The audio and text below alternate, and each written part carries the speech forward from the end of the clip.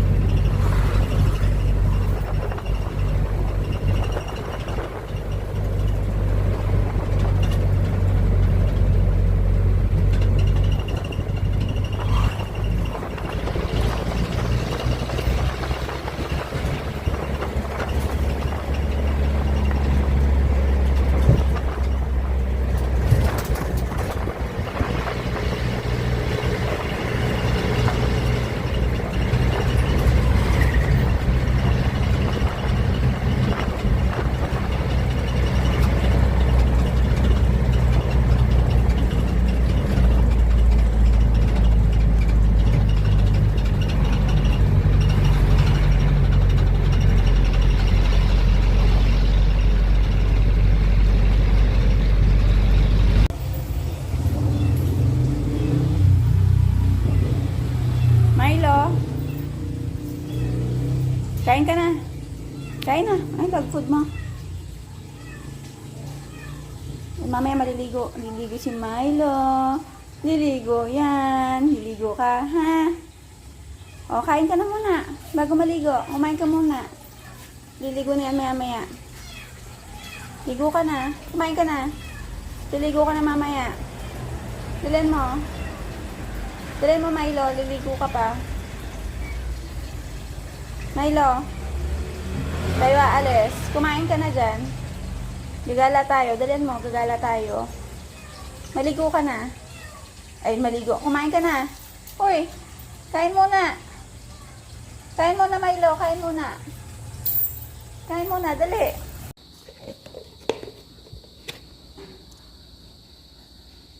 Milo. Lie down. Lie down. Lie down. Higa ka. Higa. Higa. Dali. Higa. Lie down, Milo. Lie down. Higa.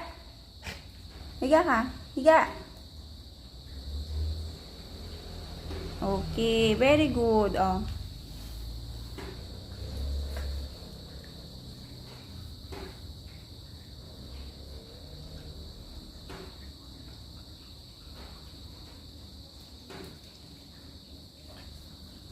Oh, handshake, Milo. Handshake.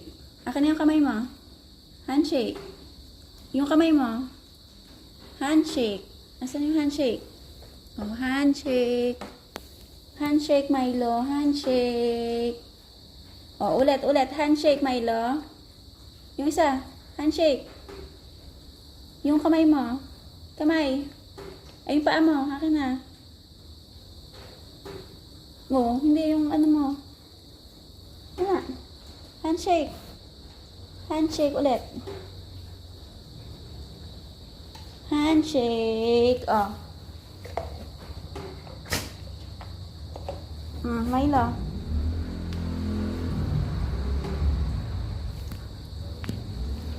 Oh, handshake ulit. Akan na, handshake. Handshake.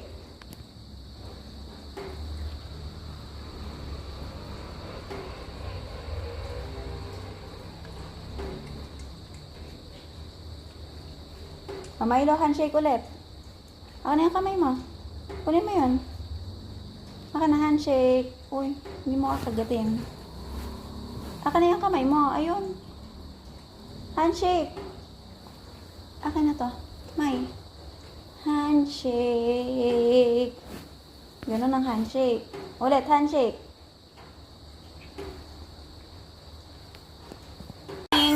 Ay nakababad sa Pet Wash and Care na deodorizing fragrance at antibacterial. Nag-atawan lahat ng kuto ni Muning. So, iisa-isahin ko muna ang alisin ng gamit yung pintay. Wait lang, Muning. Wait lang. Alisin ko lang yung mga ticks mo. Mga kuto mo.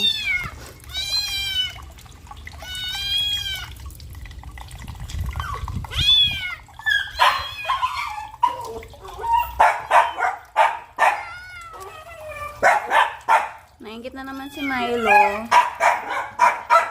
Oo, wait lang. Tatanggalan ko lang siya ng kuto.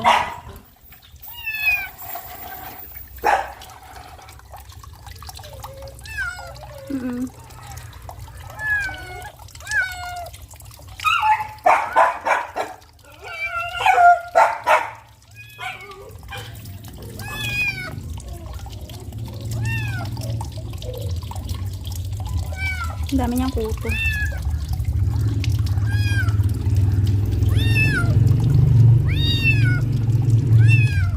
Oh, wait lang. So, ito yung kuto. Tanggal na. Hindi kita. Ayun. Oo, wait lang.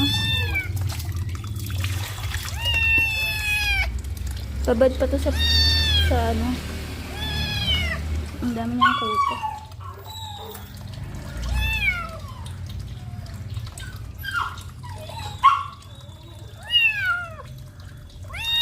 Dapat may tweezer.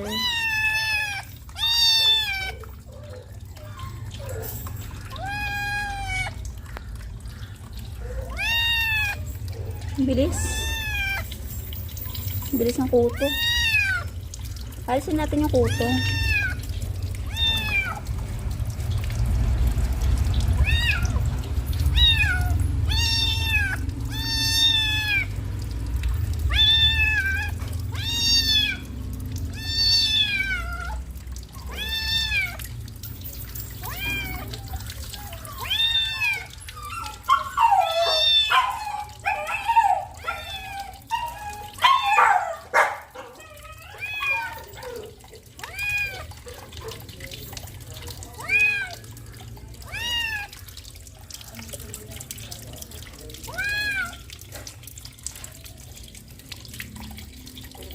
Wait lang, hanap lang ako ng tweezer.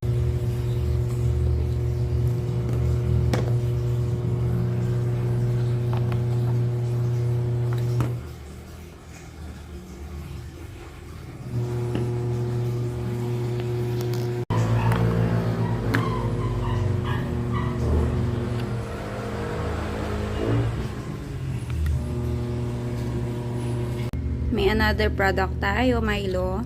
So, ilalagay ko to sa batok mo kung saan nagkaroon ka ng garapata. Okay lang? Okay.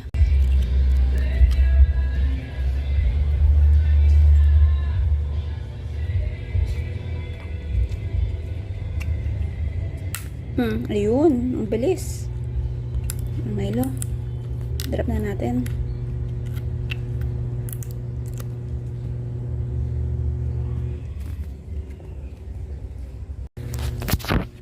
Per instruction, 3 drops lang ang ilalagay dito sa batok para iwas sa ticks at saka sa mga parasite ng aso. So, 2, 3. Okay? So, pwede naman itong takpan. Lagyan na lang ng tape.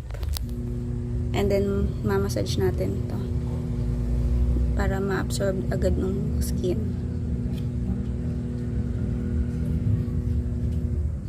Ang bango. Okay lang sa'yo, Milo?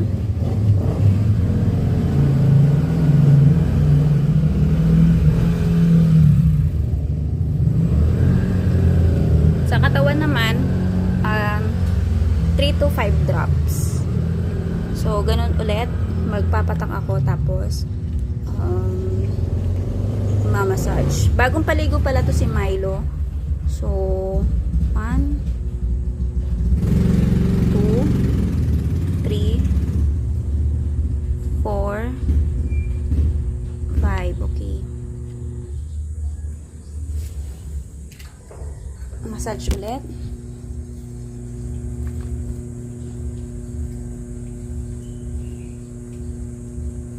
Bagong paligo naman si Milo. Nabigyan ko na siya ng mga anti-tick din na sabon, shampoo. And then, para ma-sure, naglagay ako ng gamot na to.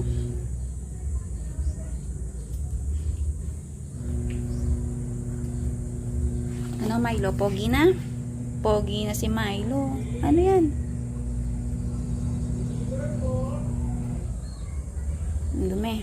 Pogi na si Milo. Pogi ka na? Pogi ka, nak? Nak, pogi ka? Pogi na? Pogi na yan si Milo.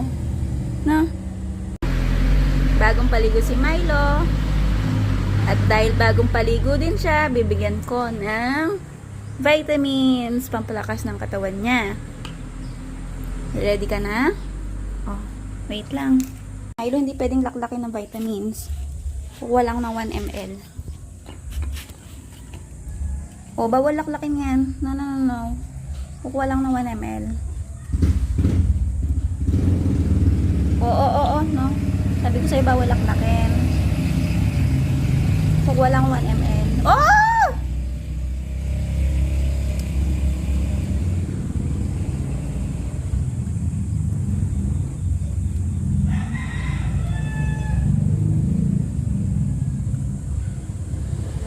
Oops, no. 1 ml per 5 kilos. Okay. So, pwede to directly. Oh, Milo.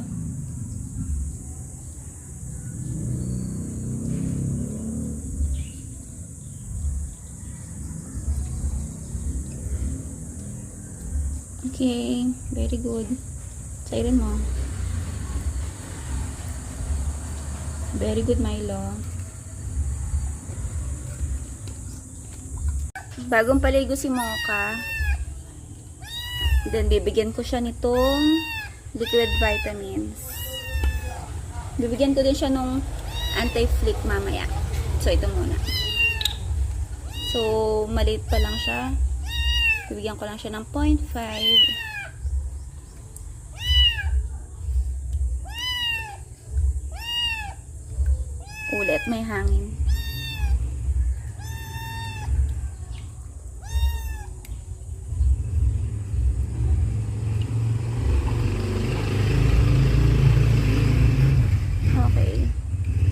Let's try kung magugustuhan ni Mocha. Bawal sa direct sunlight. Mocha. Oops. Ganito rin si Milo. First time niya kasi. Mocha. Mocha.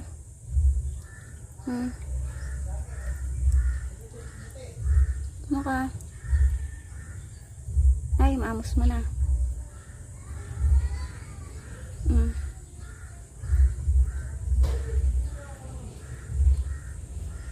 Mocha. Oh, nagustuhan din ni Mocha. Oh, diba?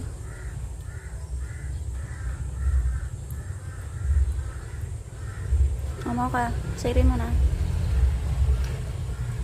Mocha.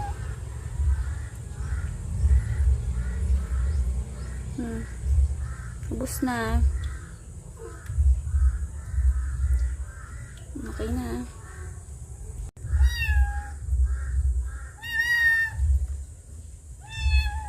Sinasaid pang maigi ni Mocha. So, lalagyan ko ngayon ng gamot si Mocha. So, ilang drops lang dito sa likodan niya. 1, 2, 3. Then, massage. Dami niyang kuto kanina bago maligo. So, pinaliguan ko muna. Tinanggalan ng mga kuto-kuto. Dahil di naman agad-agad yun maaalis ng simpleng shampoo lang.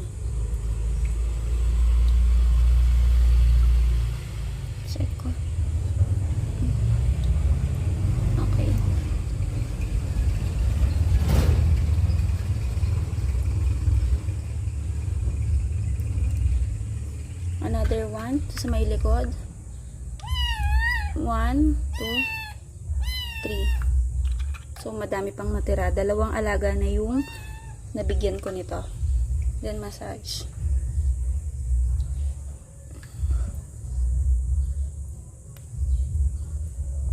Milo at si Mocha. Okay.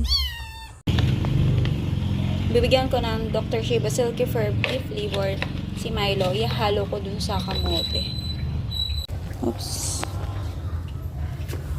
Hindi kasi kinakain ni Milo yung kamote na puro lang. So, hinahaluan ko nitong Dr. Sheba. Oops. Favorite niya kasi to. Ito yung Dr. Sheba. Favorite ni Milo. Beef flavor yung... Wait lang. Ihahalo ko sa kamote. Kailangan kong pakainin siya ng kamote kasi nagtatais siya. Kailangan kong haluin. O, diba? Kahit paano na uubos na yung yung pagkain niya. Wait lang. Uy, wait lang. Wait lang. Milo. Haluin. Oh, halo. Ito na. Kain mo na yan. So, kinakain niya na yung kamote na may halong dog grease beef flavor. Oops. Kain na dyan, Milo.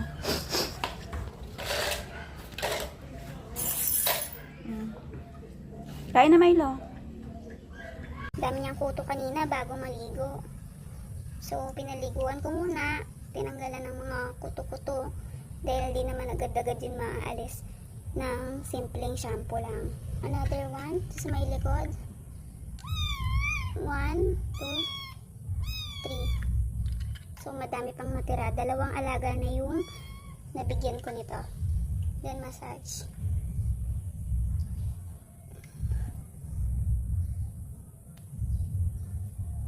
Milo at si Mocha. Okay. Ayun. Ang bilis. Milo. Drop na natin.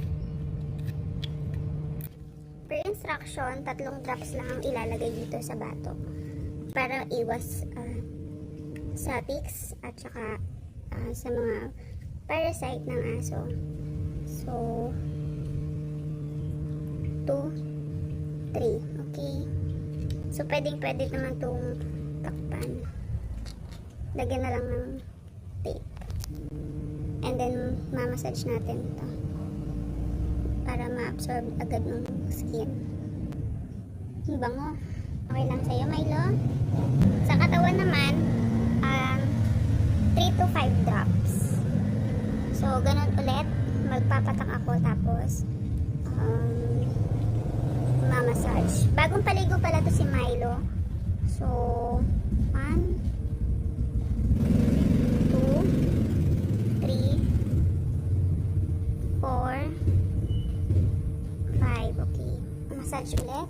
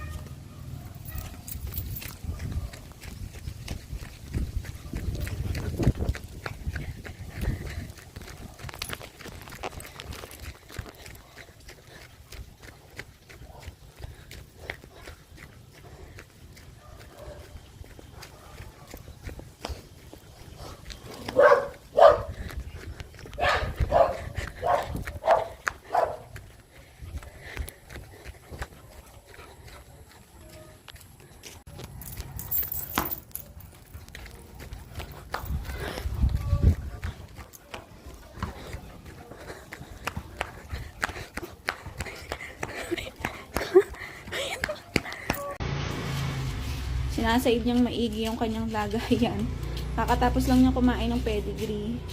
So, dahil sira na yung kanyang lagayan, pakain, papalitan na. Nilaro mo. Wala ka na ito yung lagayan, pakain.